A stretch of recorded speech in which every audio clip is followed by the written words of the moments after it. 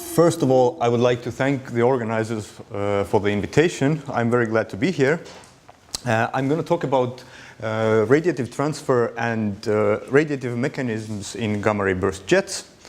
Here are my collaborators. I'm going to spend most of my time on prompt emission and more specifically photospheric emission, as I was asked by the organizers. But if I have time, I will spend the last minutes on a few words on GEV emission, which is a sort of a recent hot topic, and it will introduce a new model that we have developed for understanding this. But I will start with a few general words about prompt emission.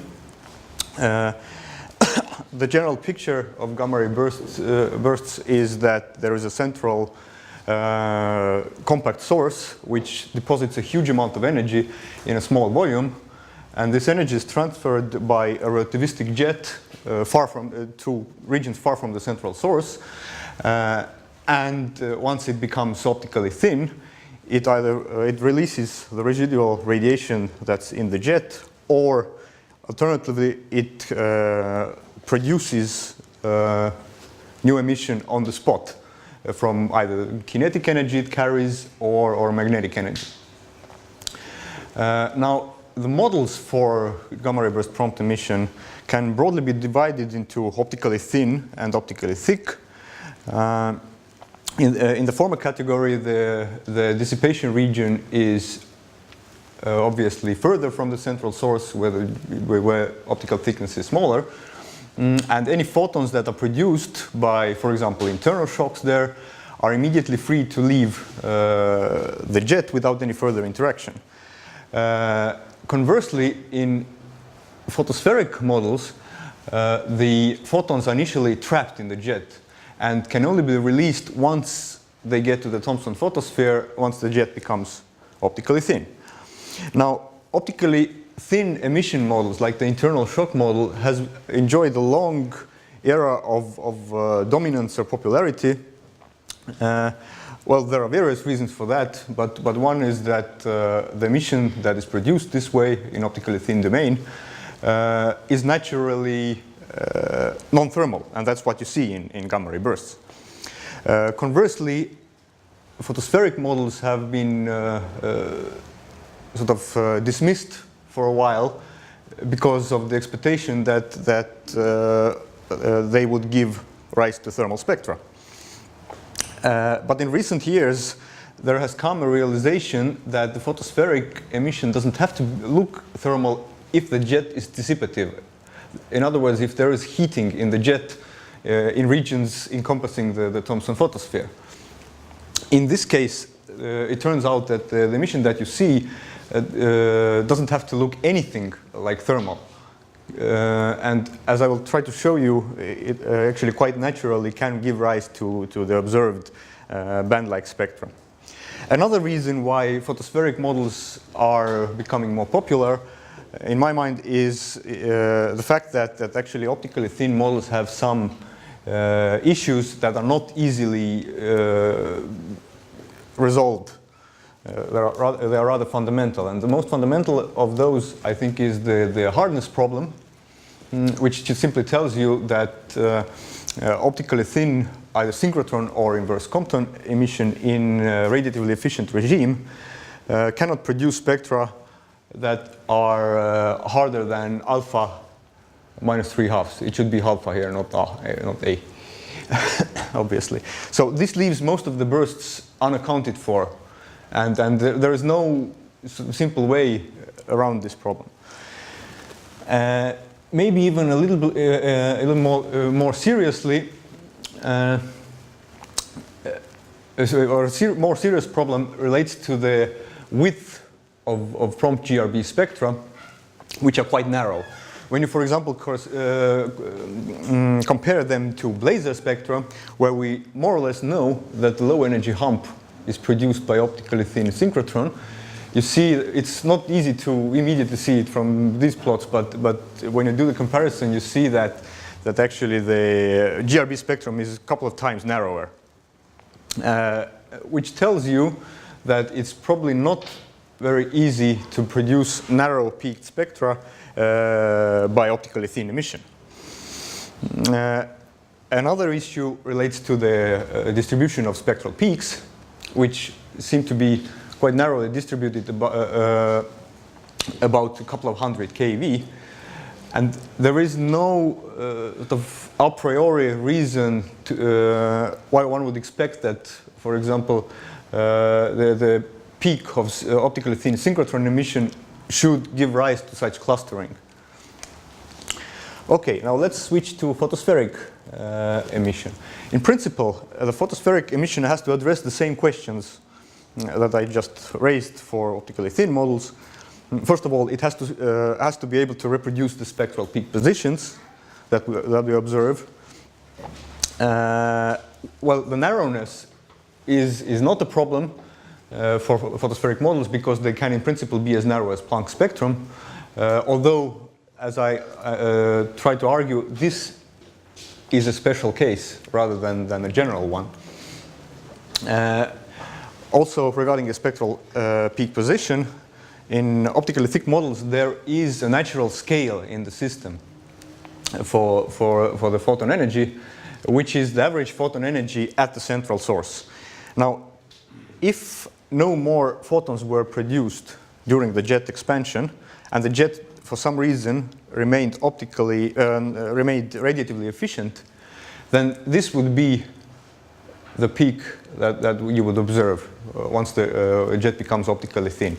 Well, the nice thing about this is that it doesn't depend strongly on parameters, this average photon energy, which could help you with clustering. The bad thing is that it's about an order of magnitude wrong. It's too high because the observed peak is of the order of a couple of hundred keV. So what you really need actually is for the jet to be able to produce its own photons during its propagation. And lastly and most importantly, any photospheric model or any model has to be able to explain the non-thermal shape. And the key word here is dissipation, as we shall see. Now, I will try to argue that actually it is a rather natural expectation to think that the jet could be dissipative throughout its expansion history rather than passive. For example, if you look at numerical hydrodynamical simulations, you see that the jet strongly interacts with its environment, at first with its star, after that with the cocoon that it builds around itself. And you see recollimation shocks, for example, taking place basically everywhere. And you also see that this disturbance is quite long-lived and persists well after the jet head has gone out of the star. On top of the recollimation shocks, there can be other mechanisms that dissipate energy inside the jet, like internal shocks, etc. If this is the case, if the jet is really dissipative over a long range of radii, then I will try to show you that different properties of the radiation field that will eventually emerge from this system will be shaped at different radii. And the eventually emerging radiation field knows about the jet expansion history. Okay, now let's go to the first piece of this puzzle, starting deep in the flow, which regards the photon production in the jet and spectral peaks. As I was telling you, the number of photons from the central source is not enough to account for the number of photons observed, which requires photon generation in the jet. If you don't generate enough photons, you cannot get E peaks low enough to be reconciled with what you observe. Now, we can now ask the question, where does this photon generation take place? And also, what it can teach us about the jet properties, if anything. Now, the key concept here is thermalization. This is simply because, given the size of the source and the luminosity, the thermal spectrum contains the largest number of photons. You can write the blackbody relation between temperature and luminosity, also between the expected E peak, temperature and Lorentz factor, and you can come up with E peak as a function of luminosity and the radius.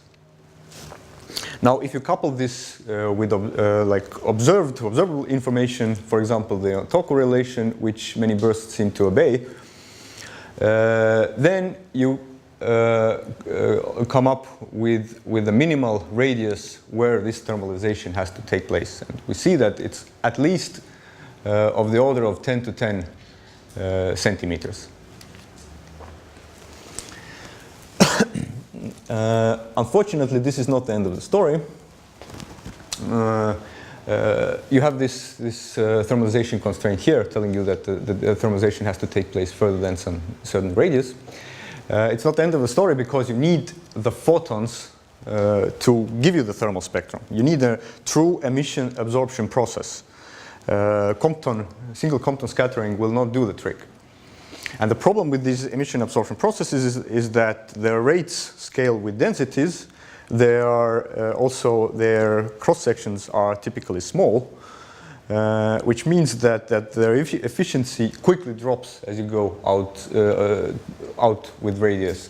So in fact, you actually have a finite region where your photons have to be generated. Now, if you have this emission absorption process, it has an associated photosphere. It's this pink line here, below which you automatically expect a thermal spectrum. Now, you can get a thermal spectrum somewhat further than that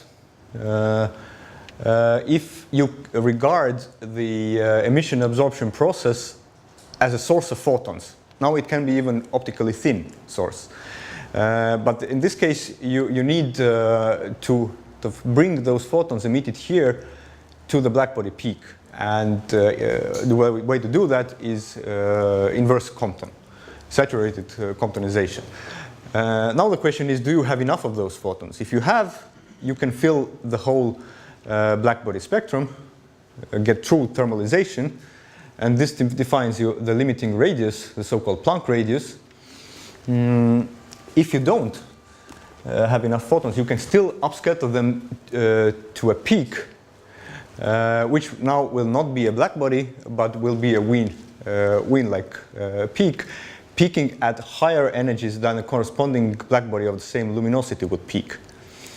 And the maximum radius where the photons that are eventually observed in this peak at the Thomson photosphere can be generated is the Wien radius, because beyond that radius, Comptonization is not saturated anymore. You cannot, even if you emit them here, you cannot get them to the peak.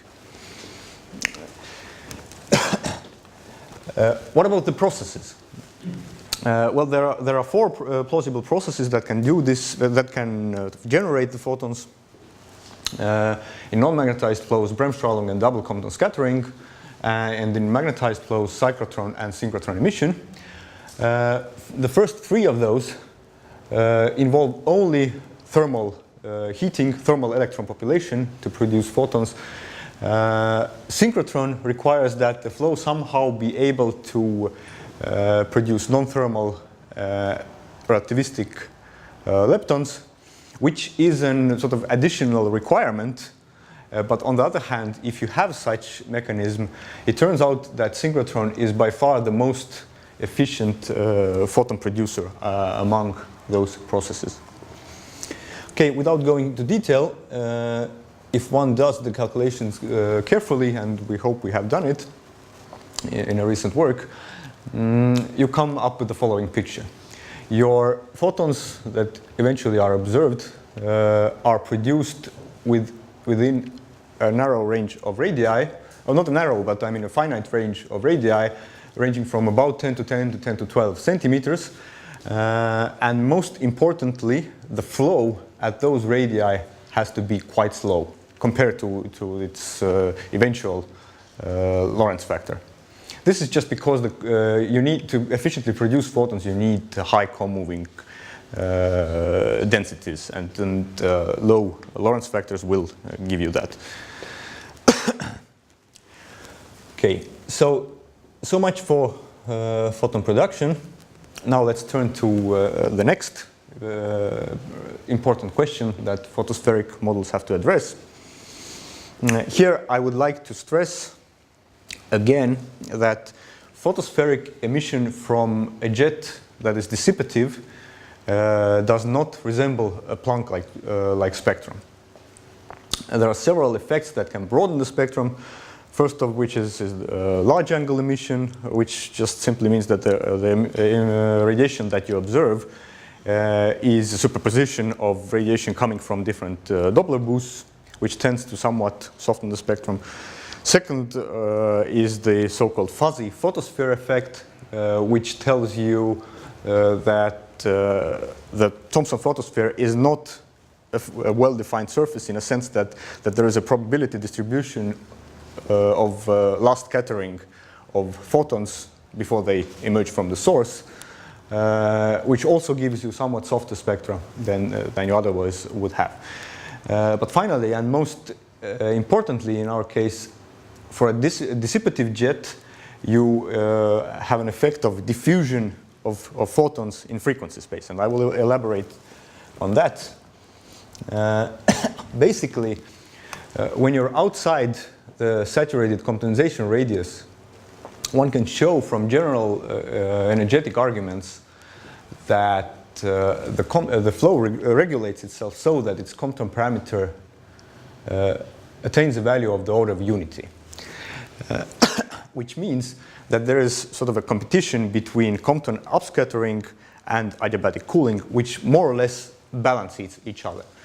So this tends to keep the spectral peak in place, but you will have gradual diffusion of photons downwards from this peak, and this will sort of broaden your spectrum and soften the low energy part. So if now one solves the Compagnie's equation in the co-moving frame of the flow, accounting for Comptonization and adiabatic cooling, then one has a picture like this. First, you start deep in the wind zone with the wind-like spectrum. As you now propagate the spectrum further in a dissipative jet, you come to a region where Y is of the order of unity, and in this region you see that the spectrum begins to spread on both sides, but mostly on the low energy side, giving you a spectrum that's substantially softer than Planck. Now, this effect is even more dramatic if you have a soft photon source available, like, for example, synchrotron emission. In this case, there is also diffusion from the peak downwards that softens the spectrum. But on the other hand, there is also the migration of photons from the low energy part upwards. And this tends to sort of fill this valley. This would be a valley if I plotted it in F nu, actually. It tries to fill up this valley, and it turns out that the slope that we typically observe in gamma ray bursts, alpha minus 1, is a slow attractor of this Comptonization problem. It's a slow attractor. That means that it's not always attained. It's attained if you have enough time to do that. But it's on its own interesting that the spectrum actually naturally tends towards the right slope.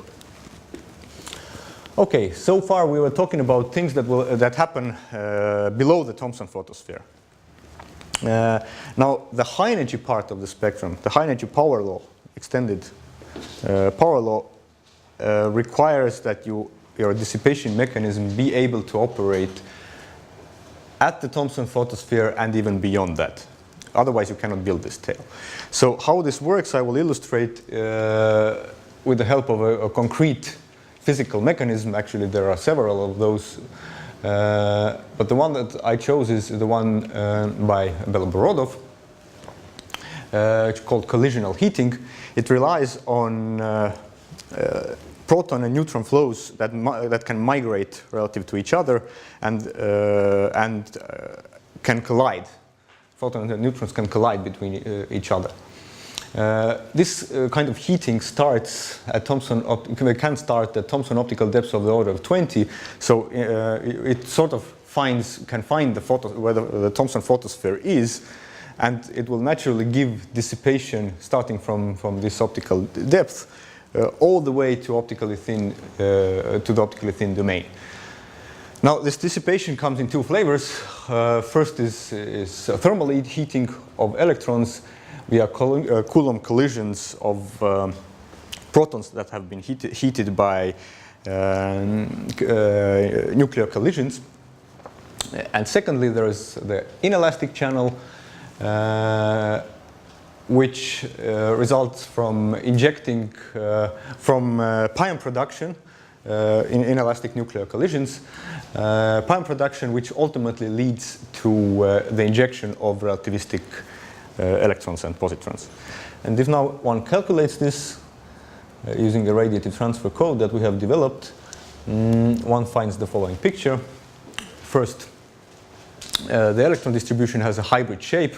You have thermal part of the distribution, which is continually heated by collisions with protons, or energized by collisions with protons. And you have the non-thermal injection, where the injected leptons initiate a pair photon cascade. As for the spectrum, now the high energy part is built by comptonization, basically inverse compton scattering by first the thermal population, which builds the tail in this region, and at higher energies, the non-thermal part. And you will have a nice extended power law. Okay, and if we now put the pieces together, we have the following picture for a dissipative jet. First of all, deep below the photosphere, we have where our photons are generated, which is at radii of order of 10 to 11 centimeters.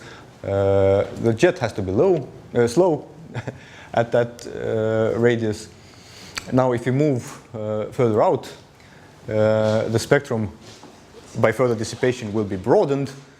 First on the low energy side, then if the dissipation proceeds through the Thomson photosphere, also on the high energy side, and this can naturally give rise to this band-like spectrum. Now let's try to put this on a little bit more concrete model, although still generic model. Let's suppose that we have this continuous dissipation operating over a large range of radii at some rate, which we chose to be a power law. And let's also suppose that there are two dissipation channels. Thermal, which will just heat the electrons, or pairs, whatever you have, and the non-thermal, which results in injection of non-thermal leptons. Also, we need to take into account that the flow is accelerating, because from photon production considerations, we have to start at the low Lorentz factor, much lower than the terminal Lorentz factor. And we also have to choose our magnetization and initial radius. Put this all together, one has to solve, to get the result, one has to solve the radiative transfer equation in the relativistic expanded jet, coupled with the kinetic equations for electrons and positrons. We have done that, taking into account all processes that may be relevant in this environment, and here is the result. Now here I'm showing snapshots at different optical depths of the spectrum, a snapshot of the spectrum at different optical depths, starting very deep in the flow, deep in the Wien zone, where the spectrum is either Wien or Planck. So if you start the dissipation and start moving to larger radii, the first thing that happens is that this peak starts moving to lower energies without much change to the overall spectral shape, which is a result of photon production. Just the average energy per photon is decreasing. Once you get to the Wien radius, unsaturated comptonization kicks in, and you start spreading the spectrum, first on the low energy side, and eventually also on the high energy side, and naturally giving rise to the band-like spectrum with more or less the right parameters. And I'd like to stress that this is actually the first time such global radiative transfer simulations have been performed. Okay, so now to get an idea of the effect of different initial Lorentz factors, we try to vary those and see what the effect is. This, according to my earlier discussion, most strongly affects the number of photons that you can produce, and most significantly affects the position of this spectral peak. If you have a low initial Lorentz factor at, say, 10 to 11 centimeters, you can have quite low E peaks, and vice versa. Without much change to the overall spectral shape, it is still very much band-like. So here is my summary for the photospheric part of my talk. Once again, I'm stressing that photospheric emission is typically not thermal looking. In dissipative jets, dissipation naturally leads to band-like spectra with a low energy photon index that appears to be in the right range for GRBs. Also, we conclude that to get the typical E peaks that you observe, you need efficient dissipation at radii of the order of 10 to 11 centimeters, which could be done perhaps by recollimation shocks. And importantly, you need the flow at this radius to be quite slow. And if you want synchrotron to give you a significant amount of photons for low E peaks, you also need a non-negligible magnetization. And the question that I'm posing is maybe all this can be done if the jet is dissipative throughout its history, starting from small radii all the way through the Thomson photosphere. So that's it for the prompt part. Now, I would like to spend some time on GeV flashes, which are sort of a recent, or rather recent, hot topic. Now, the LUT detector on board the Fermi satellites sees GeV emission from a fraction of bursts, particularly bright bursts. And this emission seems to have some sort of peculiar and recurrent properties that we would like to explain. First of all, from these counts here, you see that in GBM, the emission starts somewhat a few seconds later in the example of 0809 16C, somewhat later than in the MEV band.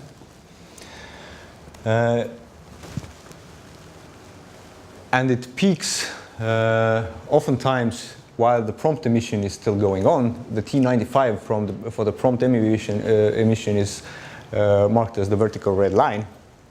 It peaks early and starts decaying immediately, basically, before the end of the prompt emission. And the decay is quite regular as opposed to prompt emission itself. So this regular behavior suggests that maybe it is of external rather than internal origin, for example, emission from the forward shock.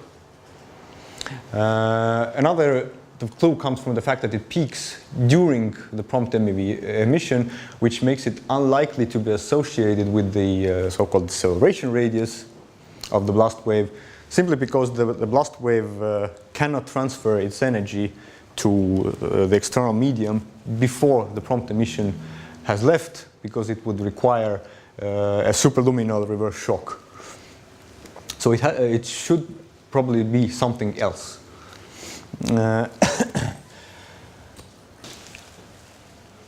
What about the emission mechanism? Well, synchrotron emission has been studied in several contexts, or in a couple of contexts at least. First in leptonic models, also in hadronic models. So I'm not trying to argue against synchrotron emission, which might work well in some cases, but I'll just highlight one issue that synchrotron emission in at least leptonic models has, which is the theoretical limit for the maximal photon energy that it can produce, which is about 10 MeV in the common wing frame, or a couple of tens maybe at most, which translates to about 10 GeV in the observer frame. And one has to compare this to what we observe. We sometimes observe emission all the way to about 100 GeV. So this poses a problem for synchrotron emission. So our favorite model is inverse Compton. And in this case, in these cases that I showed, it's sort of natural because the GeV peaks during the prompt emission, and any sort of accelerated electrons or particles or leptons in general you might have there experience intense Compton cooling by the prompt radiation. Okay, now if we believe that we're dealing with inverse Compton emission for the flash, one can estimate what the number of GeV photons is that you produce, that you can produce by inverse Compton in the forward shock. And compare this to the observed number, which in bright flashes can be as high as 10 to 57.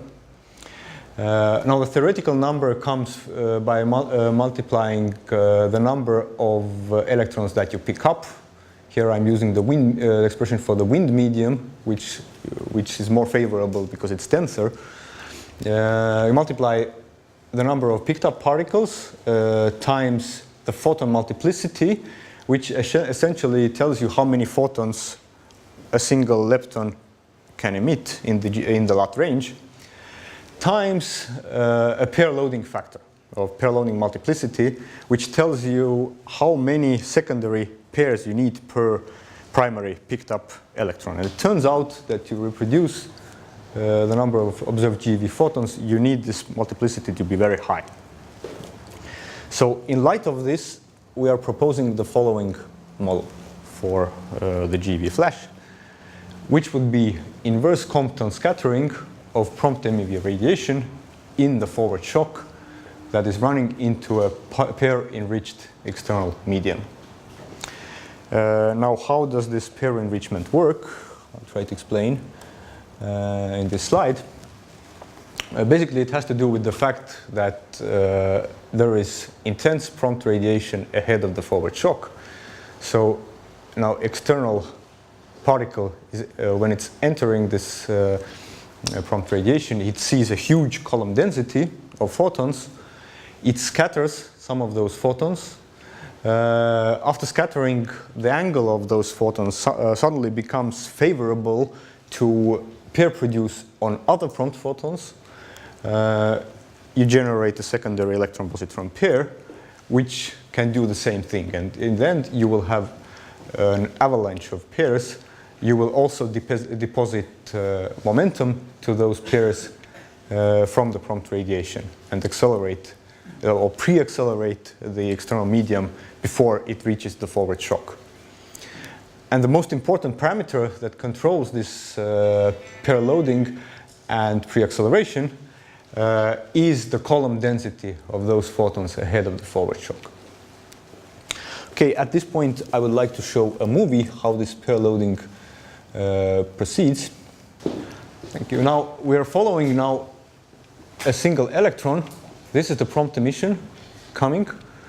And now the electron enters the prompt emission and starts scattering photons from it, which are those red dots.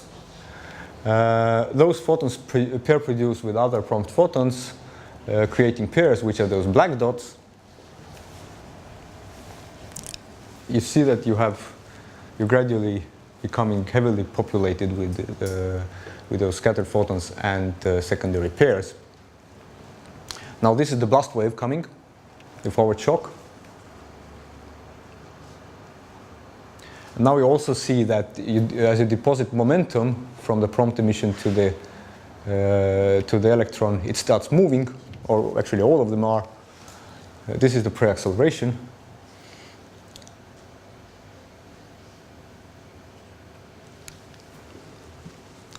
And in the end, you see that from a single initial electron, one is producing a huge amount of secondaries to be picked up by the forward shock, and also a large amount of scattered photons. now the primary electron entered the shock, after which we don't follow it anymore, and it's not shown. Okay, this is basically it.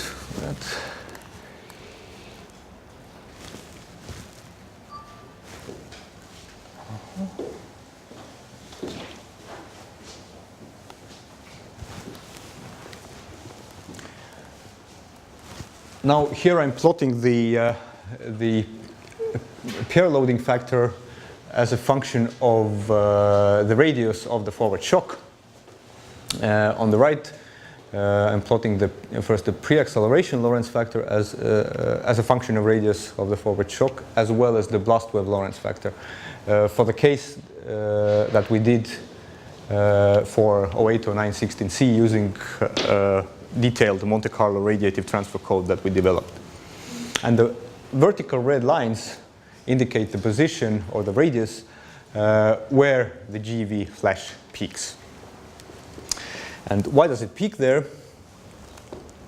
Well, the GeV flash peaks when the thermal injection Lorentz factor at which you inject the pairs into the forward shock becomes favorable for scattering Compton scattering photons from the MEV peak to the GeV range, which is of the order of 30.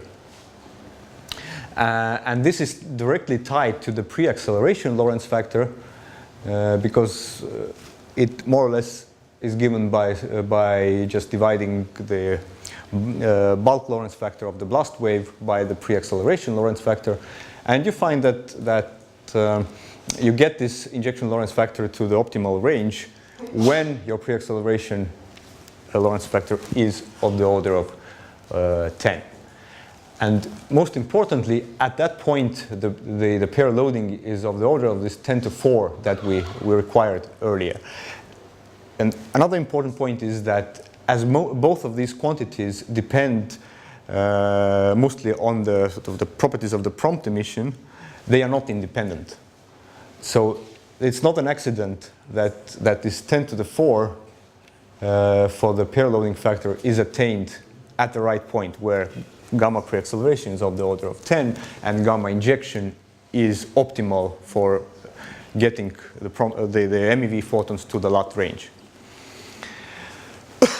Okay, what happens after the peak? We saw that the pair loading is a strong function of radius. Also, this gamma injection is a strong function of radius, and consequently also the observer time.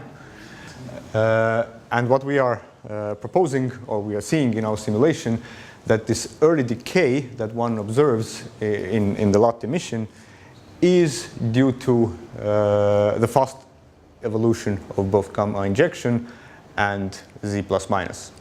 The pair loading goes down, your efficiency goes down, gamma injection goes up, and basically all your energy now doesn't come out at 1 GeV, it comes out more or less at 1 TeV or of that order. Okay, what about the light curve? Here we are plotting the flux above 100 MeV. And you nicely see that you have this initial delay of the rise. The peak is of the right order of magnitude.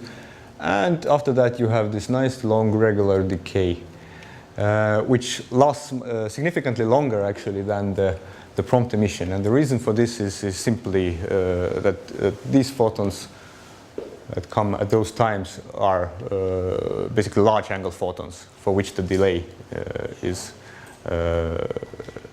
larger than from the line of sight. And to reproduce this, to get this light curve, we had to invoke the wind external medium because it's dense. We need high density, and we can infer the wind density, which turns out to be in agreement with what is typically thought to be the density of a Wolf-Rayet progenitor. And another important point is that all of this is done by thermal injection of particles into the shock without any acceleration. So we don't have to rely on sort of a poorly understood physics of this acceleration. This is just thermal heating, thermal shocking of pairs. Can you explain this in parameter? What is the unit here? Is gram per centimeter, square centimeter? It's gram per centimeter. And, it's basically the density, external density multiplied by radius square, which is constant for a wind.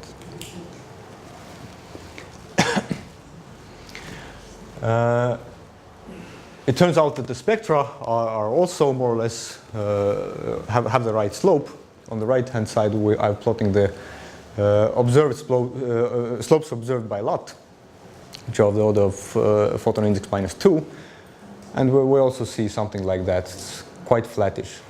And as I said earlier, at late times, most of the power actually comes out at really high energies.